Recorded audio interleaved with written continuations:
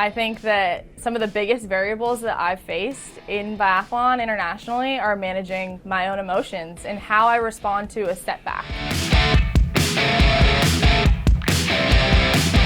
The skills that we do in biathlon are precision shooting and Nordic skiing, so two completely opposite skill sets. It's a juxtaposition in and of itself to try to balance the cerebral aspect of shooting and then this high intensity endurance sport of Nordic skiing, where you're absolutely at your maximum capacity, your heart's beating out of your chest, lactic acid is flooding your legs, and then you have to calm it all down and hit a target 50 meters away the size of a golf ball.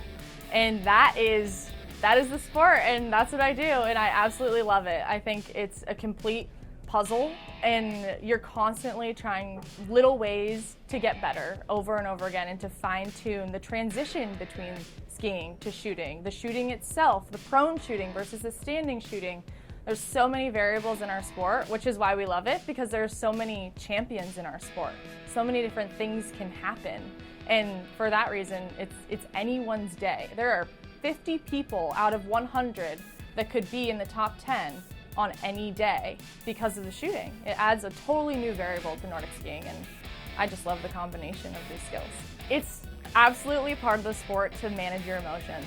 I think that some of the biggest variables that I've faced in biathlon internationally are managing my own emotions and how I respond to a setback, like a bad shooting stage, but then you have another one coming up. So you need to be prepared for that and underreact to everything. I think that's my best mantra, is to underreact to the bad and to underreact to the good, because you have something coming up that you need to be prepared for. And doing your best in the present moment is always going to put you in the best place for the next one. And that's what biathlon has taught me, is to just stay resilient and stay kind of a student to that process of ever-changing variables.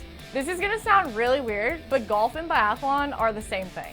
It is crazy how similar these two sports are. I grew up playing golf, I grew up Nordic skiing, and then eventually added the rifle to the mix. And it was uncanny how similar it was how similar shooting was to putting.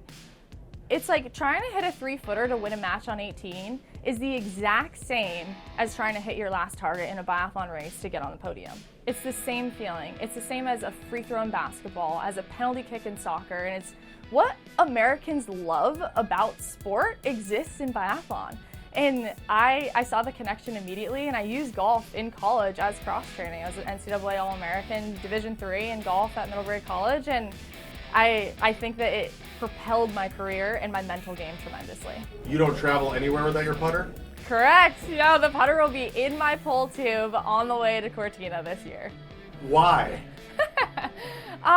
For me, the putter, it is very grounding for me to kind of return to a fine motor skill that I'm really familiar with.